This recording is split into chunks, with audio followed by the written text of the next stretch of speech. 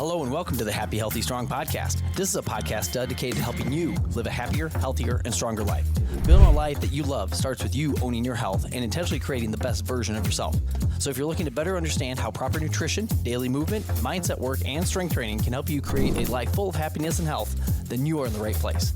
I generally hope that the tips, tricks, and information that we share will be the catalyst for change. I'm your host, Adam Lane. It's time to dive in. Ladies and gentlemen, welcome back to another episode of the Happy, Healthy, Strong podcast. I'm your host, Adam Lane. With me today, Sattva Yoga. Everyone is here. Jaime, Allie, thanks for joining us. Thank you for having us. Yeah, thank you. This is exciting. You guys have both been on the show before, separately. Yes. But now we have you together. You're like a transformer that now is a bigger, stronger transformer. Allie, you don't want to transform this, but that's okay. They had these really cool toys back in the 80s. They were so much fun. They're movies now. And they're good. Guys, thanks for coming. Thanks for making the time. I'm excited to have you on the show. In previous episodes, if people hadn't heard, we had you on the show during a time where we were in some transitioning. Yes. Which that's what happens in life. You sometimes transition. Sometimes these transitions are quick, but in your case, this transition took a little bit, maybe longer than anticipated. Yeah. But transition has been made, and now you guys have set up a phenomenal yoga studio in the Edgebrook Center. And I say yoga, but it's not just yoga. There's 1,000 other things going on. Not 1,000, but we were just talking earlier that yoga is not just stretching. There's a lot that goes into it. For people that don't know anything about Sattva Yoga, previously 815 Yoga, what do they need to know about what and why it is that you guys do and offer? Well, we are now Sattva Yoga Spa, so that's an important clarification. Not studio. Right. Spa. Sattva Yoga, we are... Spa sounds so much cooler. Really? Listeners, I apologize for the previous 2 minutes there. Gosh. Spa. Yeah, that's the big fun thing we've added. My fault. You walk into this lobby that's cozy. We don't have retail anymore. There's not even a front desk. There's a dining room table. How do I buy my Sattva swag? What the heck? Online. There's no retail. Oh, the internet. Okay. Way better. Right to your house. Way better. You walk in and if you've been to Edgebrook before, you know how lovely it is, and it feels like you're just in your neighborhood and you could walk or ride your bike up there.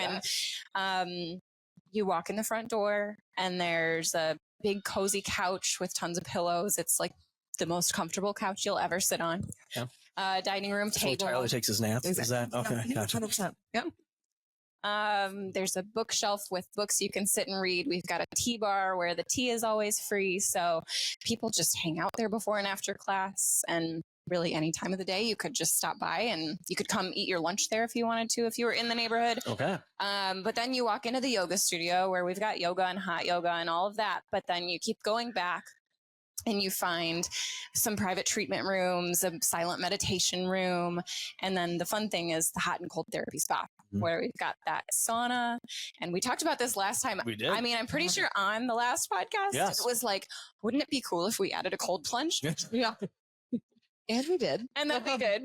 So we've got a traditional sauna. We've got the cold plunge and the hot soak tub and this really awesome rain shower. And we provide all the robes and towels and bath products and all the things. So you just book this room for 90 minutes and you can bring a friend if you want, but you just cycle through and enjoy the different elements. And every person that walks out of that room, they kind of come like, I don't know, swooping down the hallway.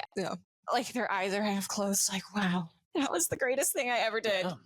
So it's a big attraction. Yeah.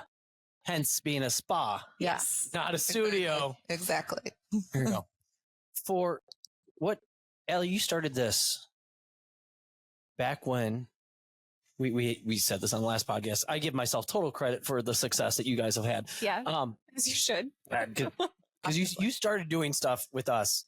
Holy cow, back in Roscoe in 2014, 15, something like that? Well, I graduated from University of Missouri in 16, so probably 16? Then. Okay. Yeah. Sorry, my years are falling together here. Okay. So we're at 8-ish years of stuff. in this time, because I think it's interesting, and I want to get back to sattva and stuff though, because when people think yoga, they probably, I kind of think of it like CrossFit. You say the word CrossFit, 20 people think 20 different things. Like, and they're not even close to each other. When somebody says yoga, okay, you guys interpret it as what?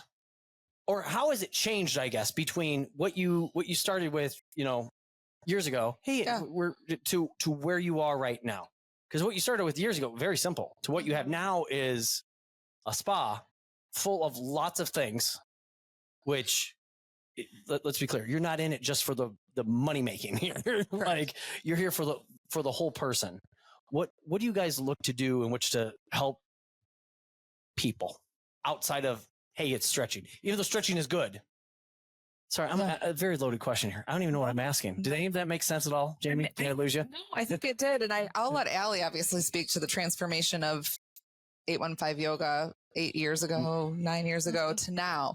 But I think one of the key differences, even from when we were downtown to now, is that we're functioning more as like a community center in addition to the business aspect. Okay. So once a month, we offer free community circles. So there's no cost. You can come in, like Allie said, ahead of time and sit and have tea and visit. And then we gather as a community. So for some of those gatherings, Allie might be teaching people different aspects of yoga philosophy. We might be doing a peace meditation. I might be leading teens through discussion, having a safe space where they can come and talk if they want to, or just to decompress a little bit. So we do book circles where we read different books about wellness, various aspects of wellness, and then talk about that in community. So I think the community aspect is what makes it different, perhaps, than what we were doing before. One of the major things. Come in, stretch, leave. It's a lot more than that. Yes, 100%. What are different aspects of wellness that people might not be thinking of that you discuss in these little circles of books? Oh, in the books? Well, the books or any of them? Yeah, well, or any of them? Yes. I'll let Allie. Because again, I think when, like, I'm looking at it from our side. Yeah. I see people. Nope, don't know a nice way to say this. I see people being weak, and then they hurt themselves, and they blame it on the world. Oh, bad luck. My back went out when I sneezed, and blah, blah, blah. Yeah, it must be you're sneezing. That's the issue. Oh, these darn allergies. That's the issue. It's not that you haven't done anything physical in the last 20 years. It's that you sneeze aggressively. Like that's the issue. How about we get stronger? How about we lift a weight? How about we take care of ourselves? How about we, go to bed, whatever. Mm-hmm. And I think more the stretching thing, less good with. The hot yoga though, very excited about. What do you, and then there's obviously the stress management piece of things that I think I want to dive into, but what do you,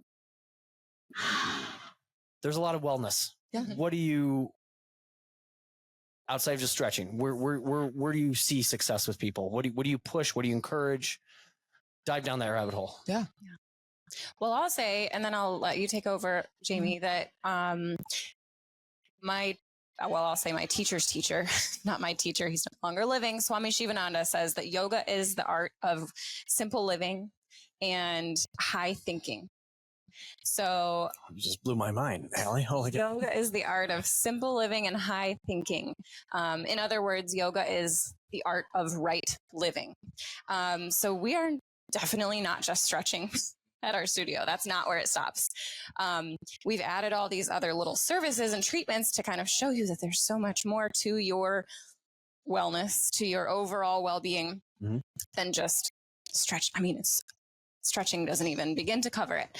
But I think I'll kind of we've read books. You've read Breath by James Nestor, which we recommend to everyone. You can talk a little bit about some of the other books you've read, but we've read, the last one you read was the 5 a.m. Club. I mean, there's it ranges greatly from more humorous books to more research-based books to more self-help books, more spiritual books.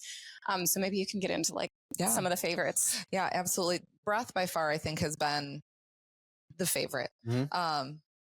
and because there is that close tie into yoga as well with the importance of the breath. But what we're trying to explore in all these book clubs is the various aspects of wellness. So not when you think of Western yoga, a lot of it is just like, oh, we're going to come in, we're going to stretch the physical body and then move on our way. And so while we are still using our physical body in those classes and in the hot and cold plunge and whatnot, bringing in these other aspects of wellness as well, mental wellness, spiritual wellness, things like that.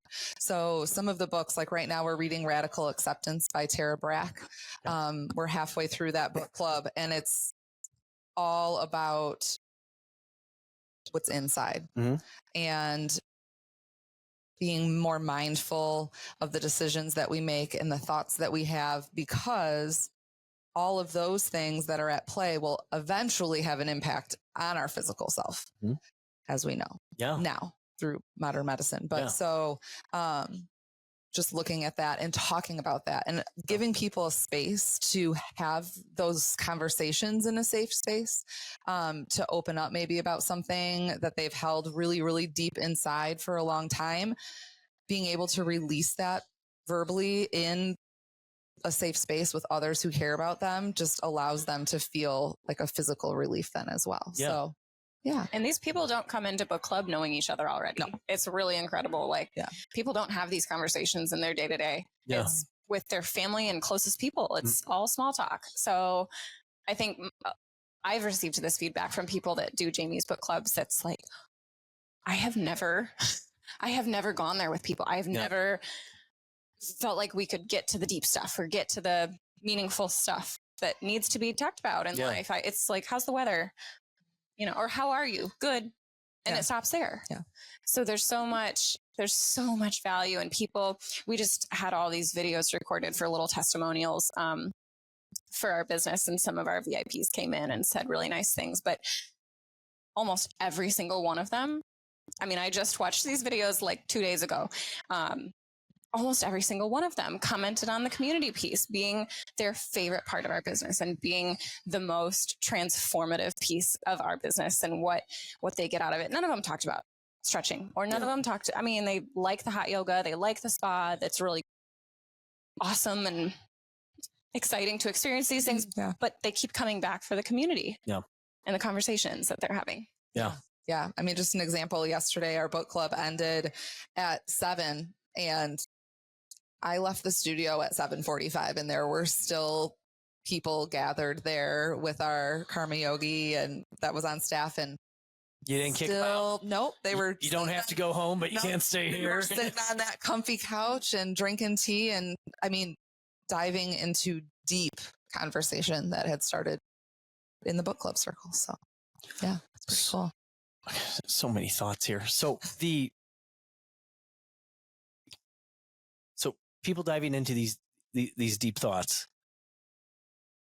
What are, if I can ask, what are some of these deep thoughts? Like where are people going with some of this stuff? Because I see us, and here's the reason I ask, is that I see us having, again, with social media and all these things, these very surfacey, conversation-y things. Hell, we can't even watch a video now. It has to be a short video. It has to be, like, I can't watch a full thought. I need to watch 20 seconds of a thought because I can't focus for any more than that, and then swipe to the next thing. And then, so to actually dive deep into something, a situation, I don't know where you're going with this or what your people talk about. So I guess I'm curious on that. And,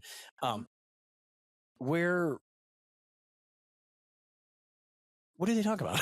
Well, so what's going on here? Yeah. Well, so for example, last night, one of the chapters that we had read, which we kind of talked about this before the podcast, but was revolving around how you feel about yourself physically.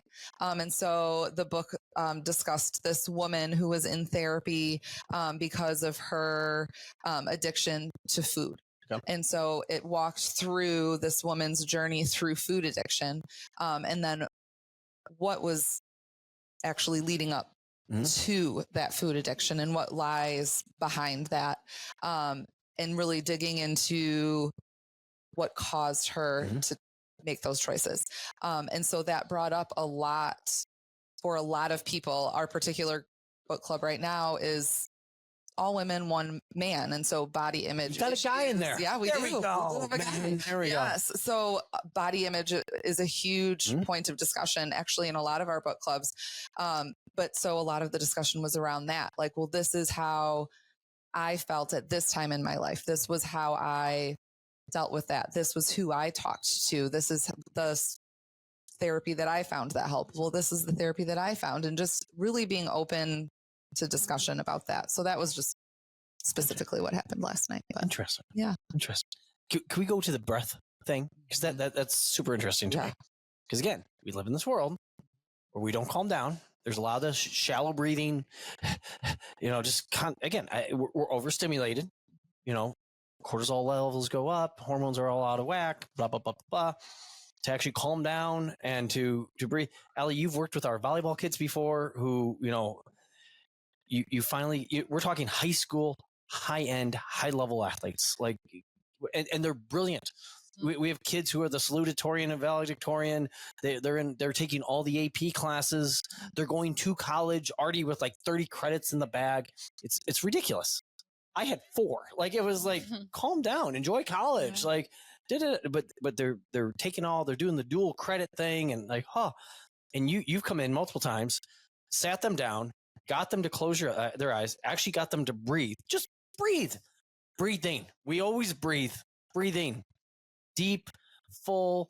And after 30 seconds, you've said that you see kids start to yawn because they finally have riled it down just a little bit, notched it down, calmed down, and their nervous system is okay, I want to sleep now. And they start and these are 16-year-olds, not 46-year-olds, 16-year-olds, that they have stress, but they don't have adult stress. Come on now. What's going on? Talk to me about breath stuff. Yeah. We're all over the place on this podcast. You guys do so much and it's so interesting. Bring this back around and connect everything. But yeah, go breath. Yeah. I mean, it is the whole lifestyle. So you kind of can't leave out any part of it. Yeah. But the breath piece, when I came in, podcast, Allie. We'll have to come back for yeah. When I came in to work with the volleyball kids, we had them just sit down, close their eyes, sit up nice and tall, relax your shoulders, all the things that you would think, okay, I've got to do this. And you could even do it right now. You sit up tall, you drop your shoulders, you close your eyes, and you unclench your jaw. And immediately, this whole different feeling in your body comes in without even going into the breath, just by taking on that posture and starting to intentionally relax your jaw, which is always clenching. And probably your hands are kind of always doing something. I'm doing it right now. So then stop looking at judging me here, Alan. Come on. Never. There's no judgment in yoga. So then the next step is to teach people to just breathe through their nose instead of through their mouths. So in and out through the nose.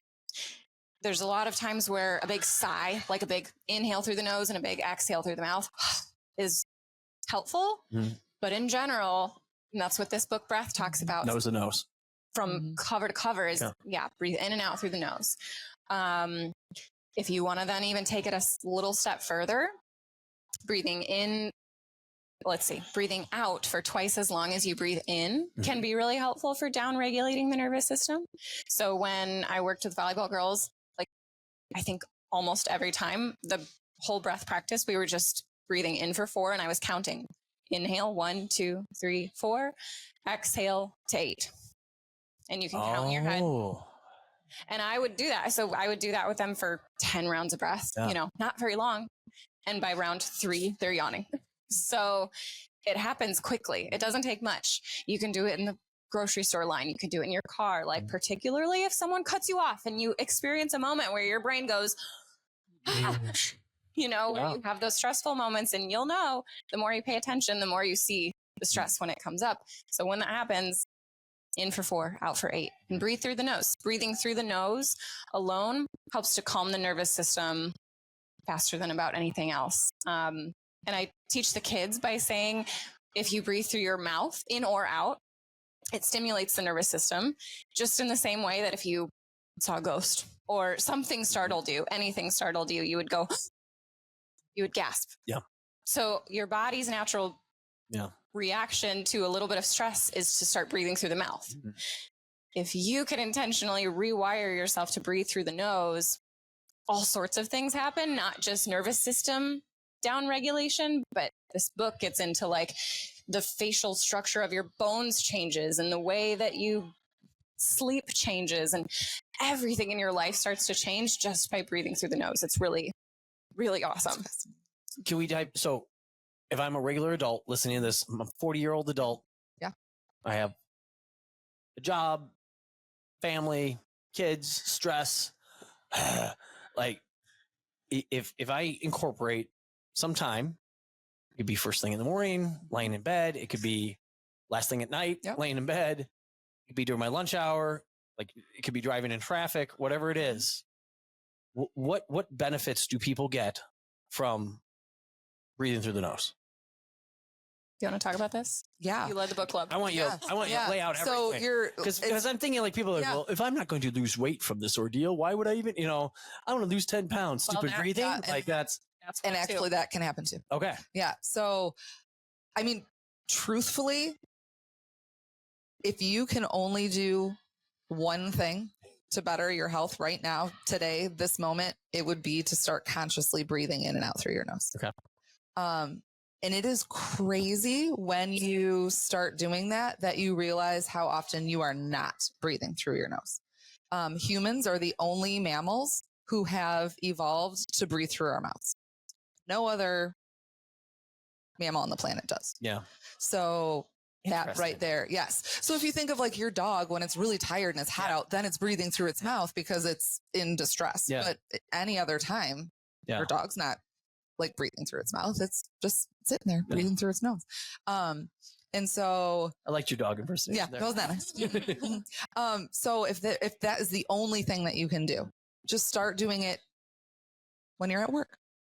And then gradually start building that up. So for example, I started when I would go for walks, when I would walk my dog, I would try to intentionally only breathe through my nose.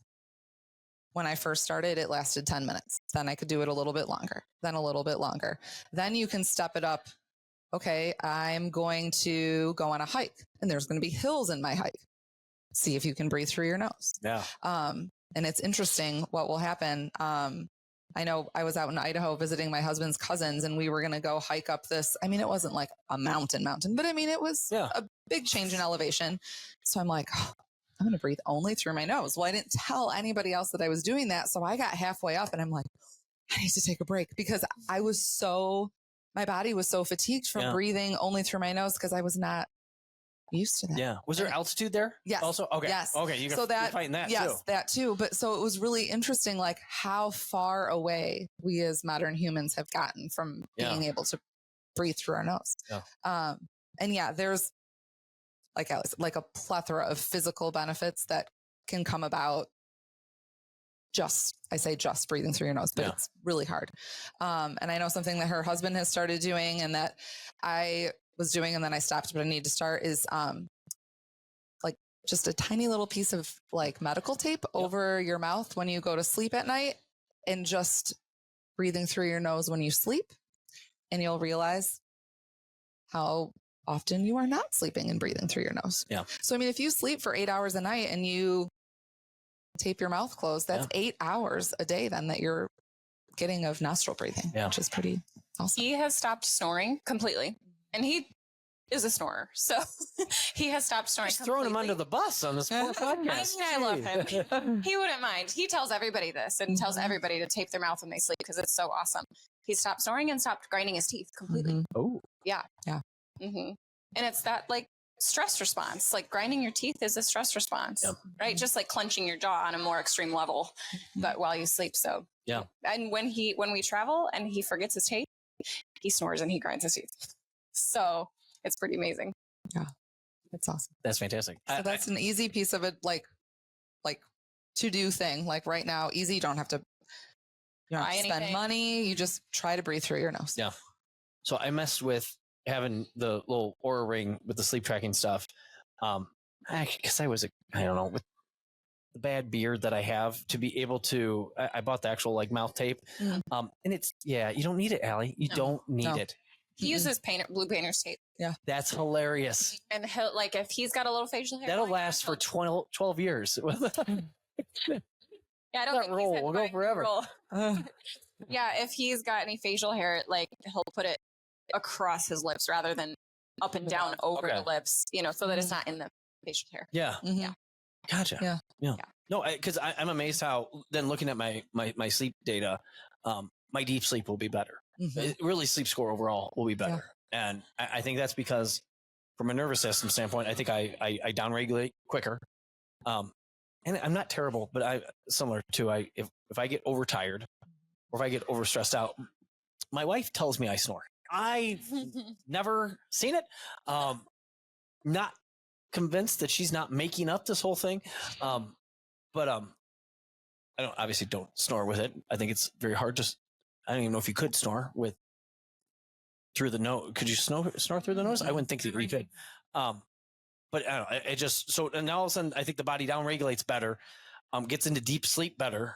And then just the overall sleep experience is better. You feel more rejuvenated the next day. And then all of a sudden it's a domino effect going on. And so tape your mouth, ladies and gentlemen. Yeah. And like, probably you got into this with Crystal on your podcast with her a couple of episodes ago. I'm sure it impacts your gut health too, because your gut health all starts in the mouth, right? So if you're like breathing in and out through your mouth, then the bacteria that builds up in your mouth is, I mean, you can taste it in your mouth when you wake up if you've been mouth breathing versus nose breathing. Yeah. And the book goes into like even like dental hygiene and like jaw structure and what breathing through the nose does versus breathing through the mouth. And like, even if you like were to start like taping your mouth when you sleep, you'll notice when you wake up in the morning, you don't have like morning breath as bad. I mean, you know, you still do a little bit, but it's not nearly what it is. So like Allie said, opening. Oh yeah. It's fascinating. And it's an easy read. Yeah. We don't have a lot of like avid read. I'm not an avid reader. Jamie is, but it's a great book. Easy read. Yeah. And I think it's such a simple concept. Like it's kind of, cause I've seen, and to go off your mountain hiking thing, like I've seen some people, some athletes who are, if they're doing a recovery day, they're trying to stay in like a zone 2 tail. They'll tape their mouth and they'll ride their bike. Yeah. But they're only going to ride as fast as they can while breathing through the nose. Their nose. And that's how they know they're not going to go any faster than that. Yeah. You know, or walk or run or, you know, rock or whatever it might be. Like just do it, but just, you know, mouth tape it. Now, so you're getting that restorative breath work going on. You're getting some exercise, but you're not killing yourself. Right. You can't do 60-second bike sprints with it. Like it's not a good idea. But mixing it in with the stretching with the yoga piece or something like that, like what a nice way in which to calm yourself down in this crazy world that we live in, where we're constantly, you know, on social and blah, blah, blah, blah, blah. Yeah. What else? You guys do. I want to bring it back to the yoga piece, but again, you guys do so much more. The community, all these different things. Breath is a big deal. What else is a big deal for you guys within wellness? Well, one thing that came to my mind when you were talking earlier about the world of social media and our short attention spans is that in yoga, that's exactly what we're working on. There's so many definitions of yoga, right? Like by so many different teachers, and probably everyone that you've heard is correct in some way. So there's not just one definition of yoga, there's many, but one is the art of simple living and high thinking. Another is that yoga is the state of being that occurs when you transcend the mind. When you you completely surpass your mind and you have moved past your thoughts into this space of, it's like too much to get into in a podcast. It's kind of out there, but it's a state of peace that occurs when you are able to quiet your thoughts down. Yeah. And then another is the state, yoga is the sort of state of oneness. And you could describe that oneness as like me with all of the other people in here. The oneness that I feel that we're more the same than we are different. More spiritual people will talk about yoga as the union of the self with the divine, whatever that is to you, whether you're religious or not. So I see a lot of connection with that. I see a lot of overlap with that totally tracks for me. So ultimately, yoga is a state of mind or a state of consciousness. And meditation, that word too, is a state of mind or a state of consciousness. So we are learning or practicing in yoga classes. We are practicing getting to those states of mind that ultimately are like a long ways out of reach. It's like it takes a lifetime of practice to get there. Mm. It's not something you can acquire in one sitting, but it's what the yogis would call enlightenment or something. Okay. Kind of synonymous in a way with yoga or meditation. So you can't really do yoga and you can't really meditate, but we say that just for the ease. But if I can try to stay on track here and not get too far off, that state of meditation, we're practicing getting there by sitting and breathing and just focusing on one thought, which could just be your breath. Most of the time, that's what we're doing. We sit, we close our eyes, and we breathe for two reasons. It trains us to breathe through our nose, which we now know is so important. And it also trains the mind to stay concentrated on one thing. If you were to watch your mind during the day and actually pay attention to how many things you jump from here to here to here, it's like a little puppy that can't stay focused. And a lot of times we'll refer to it as the puppy's mind or the monkey mind or the beginner's mind. So we are training the brain to stay focused on one singular thought. And that's going to help you in this world of social media and instant gratification and Netflix and books and doorbells and dogs and kids and the endless things that you could focus on all day and never stop and just drive yourself crazy. Yeah. And that's where a lot of our stress comes from, is not being able to stay focused. And it's like you could get into a whole conversation about ADHD and kids and the imbalances of the mind that we see in society as at large, is what yoga says is the reason for so many of the diseases that we have today. Because ultimately, just like we've been talking about, the stress in the mind affects the body. Mm-hmm. There's no way that it can't. Mm-hmm. Stress is stress. Yeah. Yep. We can't separate physical stress and mental stress into these two little nice, neat boxes that are separate from each other. It all goes in one box. Yeah. We've seen, I'm thinking more on the strength conditioning realms of things. And then even like the buddies of mine who like do the collegiate stuff and whatnot, it used to be, at the end of the semester or whatever, we do some maxing out to see how we've come through the year and how good did you do at the end of the semester. And well, heck, we see it in high school. Some of the things personally, I'm not a big fan of 16-year-olds trying to max anything out because, it's like, hey, you're really, you drive, you have a license. Let's see how fast you can go. Like, we just did a, how about we do a heavy triple or heavy, 5, let's see what we can do, blah, blah, blah. But if they do this at the end of the semester and they have a biology final and, chem AP and they got calc, and now we're trying to max a deadlift, like, you already have 1,000 things going on. Now you're going to put this physical on your body. Like, at least at the college level, they've taken all of those out just because they've realized, hey, these kids are already doing, they have that mental stress to have the physical stress is we need to manage this. We need to balance these stressors. You're okay pushing your body. That's fine. But like, you got to be smart with this too. I can't remember if we talked about this before or after we hit the record button here. Let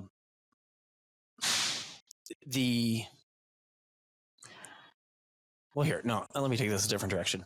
The people that come to you, and Allie, I'm so interested because, you started this thing in a little crummy CrossFit gym, that was cold, so cold. And now you offer hot yoga. Oh my God. Oh, yeah.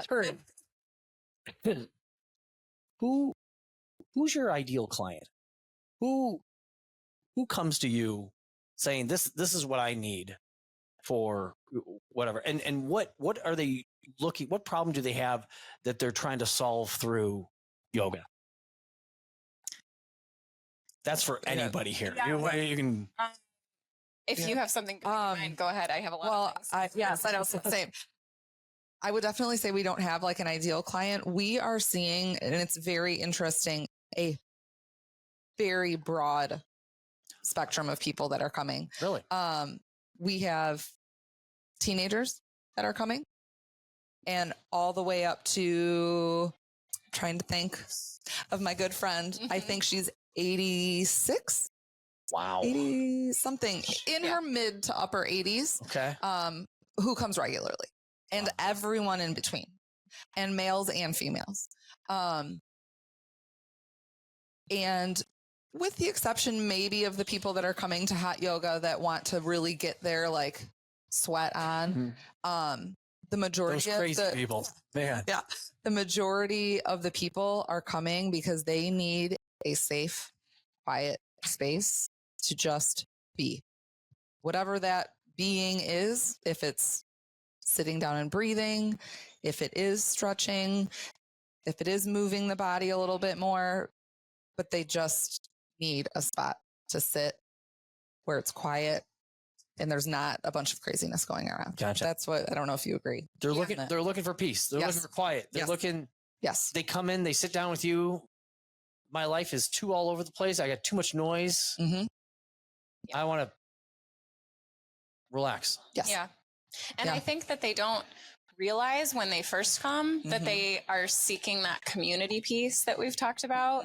But then they get a taste of it, and that's why they keep coming back. So they come the first time seeking some quiet, and they get a taste of that, and they start to crave it. It's just like the kids yawning, the volleyball players yawning. They're like, what is this? And then they keep coming back for that. And then eventually they'll sit in the lobby and have some tea with someone. And then they're like, oh, I really like this. I really feel at home here. People say that all the time. Like, I feel more at home here than I have felt anywhere in any group of people in any physical space. So then they're like, okay, sign me up. I'm going to stick around. But it is that tea in the lobby, that community piece, the little circles where we talk about our feelings. And it sounds so corny until you've done it. But people are like, I don't do this with anyone in my life. Not even, like, oftentimes, not even my husband. I don't even talk to my, and I mean, my husband would laugh because I tell him all of my feelings, but I think that's rare. And that's not the case for most people. And a lot of couples just are probably best friends and consider each other very close, but still don't open up on the level that people are opening up in our space. And just in a real way, like, you can come in here and be dressed however you are already dressed. You don't have to put on the fancy Lululemon leggings and the expensive workout gear, and you don't have to have your makeup on, and you come as you are. We take beginners in every single one of our classes. It's a very non-intimidating place to come. We try really hard to advertise that every single one of our classes is seriously beginner friendly. People don't believe us until they come for the first time. But it's really about, we walk in the door and take off your coat and take off your bag and just your shoulders drop. This is the place to come and let go of whatever's going on and be as you are. And we have no judgments, and we have no, this is the place where anybody's welcome. Anybody can come. Yeah. Something that I've noticed, in our new space, we start all of our classes lying down in Shavasana. And so when we first opened our doors in this space, everyone, they're either standing or they're sitting at the edge of their mat and they're ready to go. And it was always kind of awkward. Like when we'd say, okay, we're going to start lying down. What's happening? But now people know that. So our returning clients will walk right in and they'll get there early. They'll sip on their tea and they will just come and lay all the way out, arms open. And so then when new clients come in, they're like, oh, this is great. And then they also just come and lay down. And it is I think that they just come in and they feel that energy and they are just ready. They just need it. They need that time to just be. It's really fascinating. Interesting. Yeah. Do you think this is something, again, because of the world that we live in, do you think this is something where, dial back to 40 years ago, this would not be as much of a thing? Because I think of the same thing with gyms. Like people were more active, they're more outside. Why the heck would you have to come to a gym to work out? Right. You were working the last 8 hours doing something. Manual labor, right. But now most of our people are behind a keyboard and blah, blah, blah, blah, blah. So stuff like this just makes more sense. Do you think because of all the stress and all the social media and all the, like, do you think yoga has a bigger place in today's world than it did, I don't know, 10, 15, 20, 40, 80, 100 years ago? I think yes and no. For the average person, I don't know where I'm going with that. I think if we're looking at the stretching piece, no, not necessarily. But what we're talking about, that yoga is for the mind, I don't think people were necessarily less stressed. Maybe in some ways they didn't have Instagram, but They did not. They had other issues though. You know? Yeah, I mean, people have never been free from stress and suffering. So I think yoga has always been needed, but also the ancient yogis, there are myths and tales and stories of the ancient yogis. I mean, and I'm talking like thousands of years ago, way ancient yogis, knowing that the humans of modern day, of the future to them, but of our modern day, would have more suffering than they had. So they sort of created these systems and structures and formal practices where people could sit and close their eyes and do these breathing exercises, and it would help them, and it would be like their medicine. So the stories go that these ancient yogis knew we would need this more and more and more as time went on. So I think it's only going to continue, that we're going to need it more and more and more, right? And not to be all like, life's going to just continue to get worse and more terrible. But, you know, without these practices, there's only going to continue to be more stress. And you can see that in your own life. Like, but nothing's going to get easier until you try. Yeah. Until you do something about it. It's just going to keep compiling. Yeah. I'm amazed with the average stress of the average person. And it's, gosh, I can't, the consults that we have and whatnot. I mean, everybody has their baggage. Everybody has their stuff that's going on. So I could totally see, you know, that you guys, the environment that you guys have created. Hey, I'll say that we're just trying to relax here, but we're trying to relax here. We're trying to breathe. We're going to stretch because there's some good things with some, you know, human movement of different things. And I could see it being, Allie, I agree with you. Not more powerful, but like probably more, I won't say more needed for people because we're more messed up than we've ever been. Yeah. Well, and I think you brought up a good point too. Like people now in the workforce, so many more people are sitting by themselves in front of their screen. So they're not doing anything physical with their bodies. Yeah. They're not interacting with other human beings. They're not interacting with animals or like anything in creation. So when I'm like, for example, working in my garden, I have a chance to not only connect with nature, but to connect with myself and to connect with other being like animals and whatnot around. But if you're sitting in a sterile cubicle, you're not interacting with anyone, you're not connecting with nature at all, then you are completely then disconnected from yourself as well. And so I think people come here and they're like, I mean, granted, we're not sitting outside, but we have plants and we have other natural things in our studio. But to just come and sit in community with other people and talk with people, and then to be given 60 minutes, 90 minutes to sit and actually connect with yourself, people just don't do that now. Whereas we used to, when we were working more manual labor type jobs, or like you were connecting with your body and your mind all the time. And now people just aren't doing that. Yeah. I mean, obviously we're speaking in generalities, but yeah, absolutely. When you talk results within, like people come to us, they have an expectation of what they think should happen, which is good. You have goals. We'll call those goals. Typically it's get a little stronger, lose some body fat, blah, blah. And then similar to you guys, it turns into more. They turn into, hey, I like lifting weights. I like being strong. I like this feeling. Hey, I just back squatted something heavy. Again, heavy's in air quotes here because that's relative, depending on who you are. You know, if you've been doing it for a long time, younger, older, pregnant, whatever it might be. Like we got to, be smart with what's going on. Congratulations, by the way. Thank you. the expectation of a new person coming to you guys, what results are had? Because I'm assuming there are unforeseen results that come, through that people didn't expect, and they're thrilled. But what do you guys see? What? Yeah, I mean, you can almost talk on this because you've been a client before you were an employee, before you worked with me, you were a client for years with your daughters. So you could probably talk on like an adult level and what you see with your daughters too. Yeah. I think truly one of the biggest things that I know that I saw personally that my girls have seen and what I've seen clients and that they've mentioned is just the ability to sit and not be constantly clouded with thoughts and inundated with thoughts. My daughters and I during COVID did all of Allie's classes remotely. And then as soon as she opened the doors to the studios, the three of us were there every day. And it was a place where we could go and like the craziness of what was going on outside just kind of stopped for a moment.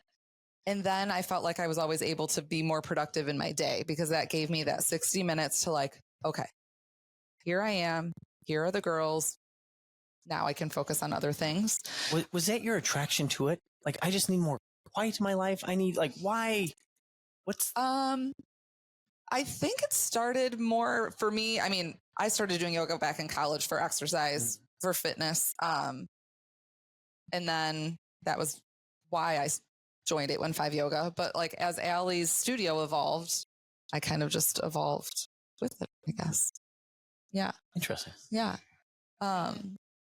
But from a physical point of view too, and Allie can speak more to this, but we are doing traditional Hatha yoga. So our sequences are very similar. Sorry, one more time. Traditional. Hatha. Hatha. Hatha. Mm-hmm. Hatha. Mm-hmm. I mean, if you're an Indian person, you're not going to say hatha. Yeah.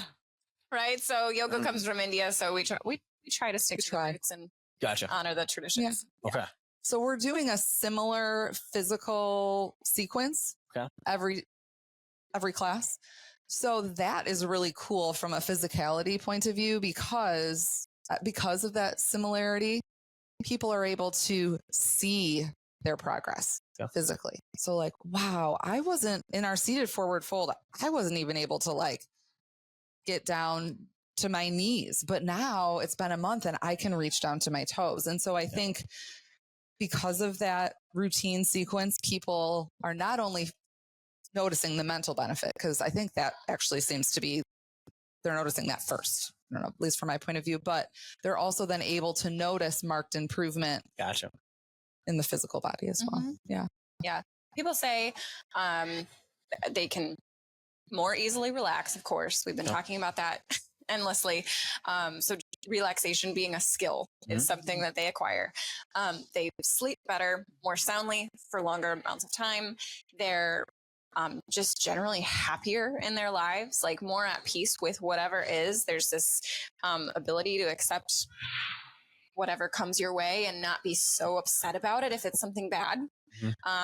Just to kind of ride with the ebbs and flows of life. And we call it detachment in yoga, or we call it acceptance, or these things like if somebody dies, like people are going to die in your life. You're going to lose. There's going to be really hard things that happen in your life, but to not let that consume you completely, to be sad about it. You don't have to not react to it at all, but to accept the things that come your way. And that could be, like I said, a really big loss, or it could be some road rage.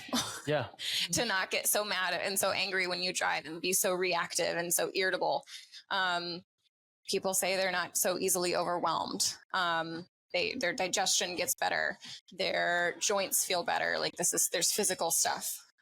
Their skin clears up, right? We're like clearing stagnant energy from the body. And so that manifests on a physical level, and their skin gets brighter. Their hair gets thicker and shinier. I mean, you could go on and on all day. I can't even think of all of the things. Like you could look at every aspect of your health inside and out improving because of a consistent yoga or meditation practice. Because we are working from the outside in or the inside out. You could look at that either way. Yeah. Kind of we're stretching. That might be your first exposure to yoga. You come and you do some of these seated stretches and these different things, and you think, okay, I'm making some progress. And then all of a sudden you notice that you're sleeping better and you're naturally gravitating toward, I'll say, healthier foods, maybe more whole foods. You don't really want the processed garbage anymore. Yeah. It's there, but you just don't have so much of a desire for it. That is, I would tell you, because the mind is quieter. Yeah. You're able to see those thoughts about reaching for the cookies. Like, I want that piece of chocolate. I want that potato chip. But then there's some breathing room in your mind. There's some quiet space to say, I don't think that would make me feel good. Yeah. So there's just more awareness around all things that applies to every aspect of your life. So like now for me in my house, when I'm getting ready for bed, as much time before I go to sleep as possible, I don't have lights on in my house. I try to like live in harmony with nature, right? I see all the bright lights in my house when it's dark outside. Feels kind of jarring. I would rather light a candle or just have a really like soft, dim lamp over there in the corner, but not have all of these overhead lights on and not have my TV on and my laptop and my phone simultaneously, like the amount of blue light we're consuming. And we could get into the toxins in the environment, and Jaime could talk a lot about this, but we are just inundated with information and toxins and constant stimuli, plural. Stimulisis. Yeah. There we go. So I think yoga in every single way, you benefit from having a little bit more space internally and externally. If I'm staying on track here, if you're following, it benefits you on a physical, mental, emotional, spiritual level. Yeah. Yeah. Well, and sorry, something that was super interesting there, Allie, is that just and we were talking about Crystal earlier with the, food therapy piece. If you are a stressed out human because, well, you're just a human, in 2024, and you take this time to stretch, to relax, to breathe, to disconnect, to take care of you. And then all of a sudden, you get home and there are the cookies there. You can probably, you'll probably be better at, I'm not demonizing cookies. But like, you're probably better at like, if you're stressed out, you're going, I don't even care at this point. I think we've all been to this point. Like, oh God, I didn't eat dinner tonight. I got home late, stressed. Oh my gosh, my kids are driving me bonkers. Not your kids, but other kids, Of course. My kid drive me bonkers. I can't believe this happened. And my wife did this, cookies, and not care.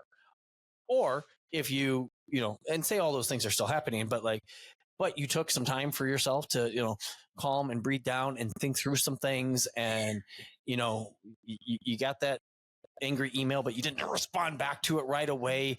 You sat on it, you thought on it a little bit, you breathe. Now you have those cookies. You're like, oh, and maybe you have a cookie and maybe you don't, but now I forgot what you said. You created some space, just to like, hey, now we're interpreting life better as opposed to just like constant reaction brainstem of like fight or flight where it's like, let's go or let's not. And, to actually, because I agree with you, Allie. I see it helping every aspect of life. And it totally makes sense to why some people come in, they get orientated into the community and then the community sucks them in. Like a good cult. I was going to say, and then why, and then not wanting to leave because these are people who are, like-minded and, it totally tracks. So I have no question there, but that's where my mind went. Helps to have people doing the same things and making the same efforts in their lives, to be trying to make efforts to better yourself and be surrounded by people who aren't is just going to be that much harder. So to keep yourself surrounded by sort of insulated by as much as you can, because you're going to go home and probably the people at your house or the people at your work aren't going to be doing all of these things alongside you. So to have people have connections and relationships with people that are in some sphere of your life it's the same here. Like, it's not very fun to work out at home alone. You can do it. You can do it. And I do it like out of busyness, but it's way harder than if I had a community at a gym and I knew people were waiting on me to show up. Like, it keeps you accountable. Yeah. Yeah. I want to talk Jaime, this is your boat here. The idea of whether it be the food or the detox or I don't know where I want to go with, but like all the things in this world, and this is kind of off Crystal's podcast too. Something I want to dive in deeper with her. In the way of creating healthy people. Like I still have paint on my hands from yesterday. This can't be healthy. Like this, I don't know what's leaching into me right now. I washed, let's be clear, 3 showers between, and I'm still in the way of, can I say that's kind of your speciality here? Or you're pretty versed in some of these things? I am. I would say probably my journey on that path started when my girls were born, and I started thinking through very consciously of what was going into their bodies. Yeah. And then I was still consuming in every way, through my skin, through eating, through life, all the crap. And then I started thinking that didn't really make sense and there was a disconnect. And so then just kind of started down that path, which, I mean, yes, we could like talk forever in a day about it. And actually a lot of these things are resurfacing for me personally right now because I have teenagers now, and it's just not cool to put mom's homemade lotion on because the skin is the largest organ of our body and we really should be conscious of what we're putting on our skin. But that's not cool. I want to go to Sephora and buy all the lotion that's filled with petroleum and fragrance and all that stuff. And so who are these kids? Yes. Come on. Yes. Jeez.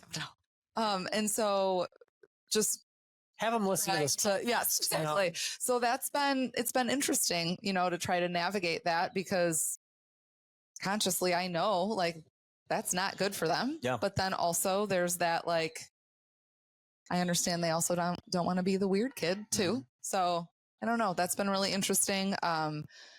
When they were younger, all 4 of us in our family, we did not consume food that did not come from our local area. Wow. We had dairy that was from an organic dairy farm in Wisconsin. Like we only ate meat that we got from farmers in the area that raised that meat. Like, and some of those things have stuck around. A lot of them have fallen by the wayside again, as our kids have gotten older. It's just been harder. They're not always at our house. Yeah. They're going places with their friends. Kids. And I know it's crazy. So that's been interesting to try to find that balance. And I don't know, there's a lot of times where I wish I just didn't know what I know. Yeah. Cause when my daughter comes home and says, "Oh, we had fries from McDonald's for dinner," I want to just collapse. So you're your father's daughter, man. So yeah, exactly. So I don't know. It's interesting. We're at an interesting stage in our life, but yeah, I mean, I would say a word of advice to really anybody that's wanting to take that step in avoiding the plethora of toxins that are out there is to know the person who's growing your food. Yeah. So, I mean, Crystal obviously is a plant-based, she's on a plant-based diet. In our house, we do consume meat, but we try as hard as we can that we only eat meat from farmers that we have been to their farm and that we know personally, and we know what those animals are being fed and how they're being treated and whatnot. And so even like the vegetables that you consume, do you know where that's being grown? And obviously that gets really hard, especially here in the wintertime. But just trying to be a conscious consumer, I guess, is probably the best you can do. Yeah. So. And that consciousness comes from having enough space in your mind to think about it. If you're working 3 jobs and you're taking care of 5 children and you're a single parent and you're just trying to pay the bills and get by, it's really hard to have that amount of time and space in your mind to think through these decisions. So it's such a privilege to even be able to come to a yoga studio and create some space in your mind to think through these things. But then once you know, you can teach someone else just a little thing. Like it doesn't have to be a preachy thing, but you can gift someone some handmade, some handmade lotion. Or whatever, you know, or if you grow. My hands are a little dry. Yeah, there you go. Should have brought some for you. Gosh, geez. Something to exfoliate. There we go. Jaime helped me and my husband. She put 2 garden beds in our backyard 2 summers ago now. So, I mean, we kind of had no idea what we were doing. So she came over, got the wood, the like little raised bed type thing. Yeah. Ooh, Yeah. Little cedar raised bed. Ordered the compost to be delivered over to our yard, and then we wheelbarrowed it back into the yard, and we planted. I mean, the first summer we just planted like lettuce and tomatoes and some basic things that were going to be really easy and give us a lot of confidence. And we loved it so much that then we added 5 more. Oh, wow. Next summer. So we went from 2 to 7, which I wouldn't recommend. Maybe go a little bit slower than that. But quite the homestead we have going on here. Jeez. I mean, and I'm not saying that to brag, but I'm saying it because it's like once you dip your toe in it, it becomes so almost addictive. It's fun. It's like, it's really not just fun, but it's fulfilling and satisfying to know where the things that you're consuming are coming from, and not just your food, but what you're putting on your body. And, you know, we've got some herbs growing, and so we'll make peppermint tea from the actual peppermint that's growing in our garden, and it's not coming from a plastic tea bag. And you just start to feel better in every way, and you kind of can't stop. You know? Yeah. I love it from the sense of, I can't tell you how many adults we have come in here. Obviously, nutrition is a big piece of being happy, healthy, and strong. We have 30, 40-year-old people that don't know how to cook. And almost everything is going out to eat or an Uber Eats or something, which makes food really expensive. Yes. Holy cow. Like if it's not already expensive enough, like now we're going to pay even more money for overpriced food. But it's because they don't know how to do this. So like, Allie, I love that you didn't know how to do this, and you know Jaime's helping out. You can YouTube lots of things, like and probably wise in which to baby step things up, you know, with it. It's not like you're going to go from 0 to 7 and like, hey, calm down, start slow, you know, let's see what you can do. And even if it's just a little, we get half a beef every year from lady at Sonia, Plum River Farms, grass-fed beef. They're the happiest cows you've ever seen. Like we go on a tour every year, and we go and we try to find the cows because they're on a little like hillside thing. It's woody. You can't plant it because it's too hilly. So that's why it works really, really well. We'll try to chase down the cows. They can be fast, by the way, those cows. You wouldn't, it's incredible. But we didn't jump to that. Like it was, we kind of baby stepped our way in and I don't know, started with 1/8 of a cow and then went up to 1/4 and then I go, okay, well, hey, this is working really well. Yeah. I've learned to cook cuts of meat I didn't know what to do with before. I put, and my kids, they'll back me with this. I cooked a beef heart on the smoker. Would knock your socks off. I didn't know what I was doing. I got so lucky. It's so good. Beef heart. Have you had beef heart? I haven't. Okay, Jaime, I'm bringing you some beef heart. I have not. Cooking. It's only once a year because we only get one heart. But you know, sometimes if we get lucky, other people don't want their hearts. Like, oh, hey, hook me up here. But no, it's funny. But again, like it's not something to jump to right away. Yeah. And if you hate the idea of eating a beef heart, that fine. But like, it's just to be able to whatever take the steps to, I don't want to say be an adult because it almost sounds mean, but kind of to be an adult. Okay, like my parents knew how to cook. Amazing things, no, but like they had to because there wasn't Uber Eats. There was there was or you didn't eat. Like, those are the options.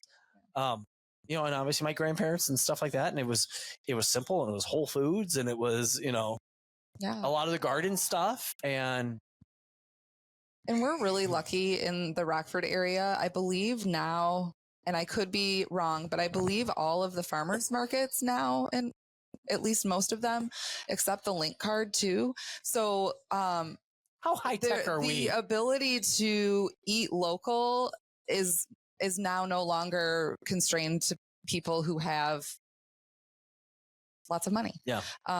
And so anybody can go to the farmer's market now and interact with the person who's growing the food or the bakers who are baking the bread and can still get to take some of that food home. Yeah. Also something for people if they're like, oh my gosh, the farmers markets are so expensive too to eat fresh food. If you go towards the end of the market, like if it runs until 1 o'clock, if you show up at 5 till 1, a lot of times those farmers are willing to mark the market down or just give it to you for free because by the time they haul it back to their farm, it's going to be damaged and they won't be able to resell it. Yeah. We were able, when our girls were little, to create relationships with farmers where they would bring us, like, they can't sell peppers, for example, at market if they have a blemish on them, but they can give them to you. Yeah. So they would give them to us and then we would just cut off. I love blemishes. Yeah. So, puts hair in your chest. It comes down to connection again and connecting with people in real life. So it doesn't have to be like, well, I can't eat healthy because it's too expensive, because there's definitely ways to do that. So, yeah. Guys, what'd I miss? What do you wish I would have asked you, but I didn't? I don't know. No, you did a good job. Yeah. Thank you, Allie. Thank you. You did good too. There's no magic pill, unfortunately. There's no quick fix. And we did at the beginning of the podcast talk about the breath and say, if you do nothing else but this, just start to breathe through your nose, right? So there is one thing that's really great, and you should ideally be working to kind of develop a toolbox with a wide variety of practices and tricks up your sleeve that you can pull out in moments of stress and chaos in your life, because what's going to work for you is probably not going to work for me and not going to work for, like, it's all going to be different because we've all got different kinds of stress going on. So, there's things beyond the breath that you can do, and beyond also coming to yoga classes that you can do, like cutting back on your coffee consumption is a really good way to cut back on stress and anxiety. Like looking at what you're eating, even if you can't go to the farmer's market and you work during the day or whatever reason you can't get there, just to be a little bit more mindful about what you're doing. So there's just all these ways. I mean, you can come up with a list of ways to calm down your nervous system when it's revved up. Yeah. And you could add 100 things to the list. Like, well, hugs. Hugs are really great for calming the nervous system. Dancing and like shaking it off like a dog would, just if they were stressed or wet and from head to toe, they would literally shake it off. You can do the same thing. Taking a walk outside, getting some fresh air, no matter how cold it is. I mean, it gets real cold here in the winter, but stepping outside for 3 minutes makes you feel better than staying locked in your climate controlled house. I don't know. I could go on all day about a list of things that you could do, but that I think is one of the best things that you can start to do is write it down, make a list, put it in your phone or whatever you need in order to remember it. Because when the stress comes, when life gets hard, in those moments, it's really hard to remember the things. Yeah. So don't rely on your mind to, when it's easy and when you are relaxed and things are okay. Oh, well, surely I'll remember to just go give my husband a hug when I'm stressed. You're not going to remember. You're right. We should write that down. When I'm stressed often, I'm like, I want nothing to do with him. I want him to get out of the room. Yeah. So to write it down and then go to that list, and just remember that there's not one quick fix, unfortunately, but build up a toolbox. Yeah. So my dogs, we'll let them out at night. We'll just go to the bathroom one last time. My Oki, the kids named him, Oki, yellow lab, 7 years old, is so high strung that like he'll run outside, and if there's nothing there, he wants to come right back in right away. And so I have to walk outside with him. So then he can, again, search the yard for any, invading squirrels or anything like that. And then he'll calm down a little bit and and then go to the bathroom and then be done. If I didn't walk out there, he wouldn't go to the bathroom, and then he would wake me up at whatever time in the morning that I don't want to be woken up, having to go outside because he didn't go when he should have. And so now I've added this to my toolbox. I now walk outside with the dogs. Okay. And right now it's right around, dusk and whatnot. And, I put my feet on the soil and it's about 3 minutes and I don't take my phone and I just kind of breathe a little bit and, look up at the stars and just kind of relax a little bit because, I put the dogs to bed and then I go up to bed. Right. And it's, I won't say it's stupid. It's so easy. Like it's just something that like I stumbled upon and I find that I sleep better. Yep. Hey, this 3 minutes, nobody's talking to me. Nobody else is really out, the world's shutting down and it's like just something goofy like that. Yeah. That's just, I don't know. Costs $0. Costs $0. Yeah. Exactly. Yeah. I love those $0 things. Yes. Oh, And it makes a huge impact on your life. yeah. Yeah. Ladies, thank you so much. Thank you. Appreciate taking the time. If you're a multiple guest on the Happy, Healthy, Strong podcast, you've made it in life. Like the people that we don't like, we're just one and done, and then we throw them to the side. But you guys are obviously winning. If people want to find out more about Sattva Yoga, we got Sattva Yoga Spa. Gosh darn it. I should write this down. Where do they go? SYSRockford.com. SYS. Sattva Yoga Spa. Okay, gotcha. Rockford.com. Okay. There we go. Instagram and Facebook. I mean, we don't encourage spending lots of time on your phone, but we are on there. Yeah. I remember last time, Allie, you said you're slowly trying to not be done with it because I don't know if you can be done with it. Can you be done with it? You could, but it's a really necessary business tool. It is. Unfortunately. So that's one of the ways that we have gotten healthier personally ourselves is to detach from it a little bit, create those posts and all the things that need to go on there and then just send them out and be done and don't keep, to stop scrolling. It's the biggest thing, but we're on there. Yeah. The business coach I had forever, I forgot his actual line, but it was basically be a creator, not a consumer, and just put it out there. Then who cares? Yeah. Don't see who likes it, how many comments, how many likes, who cares? Nobody cares. Right. Because then you get attached to it. Yeah, and exactly. It causes you stress. Yeah. So, Now, if you want to go back and compare posts to see what did well and what, that's fine. Do it from an analytical standpoint, but not it's 10:30 at night. I'm scrolling back to see how good right before bed. Yeah. Keep your mouth and go to bed. Yeah. Turn your phone on airplane mode. Yeah. Another one to add to the toolbox. It's a beautiful thing. Yes. And you don't even get the notifications. Don't get the EMFs are lower. Airplane mode. Yeah. Love it. Guys, thank you so much. Thank you. Very much appreciated. Thank you. Ladies and gentlemen, thanks for listening. We'll catch you on the next one. That's all we have for you today. If you have any questions or want to chat or interested in seeing what we're up to in between episodes, head over to Instagram and Facebook and follow @OakStrength. Also check us out at oakstrength.com. If you like this episode, please share it with someone who wants to live happy, healthy, and strong. If you really liked it, subscribe and review the Happy, Healthy, Strong podcast on iTunes or Spotify. Be sure to tune back in next week and remember to keep owning your health.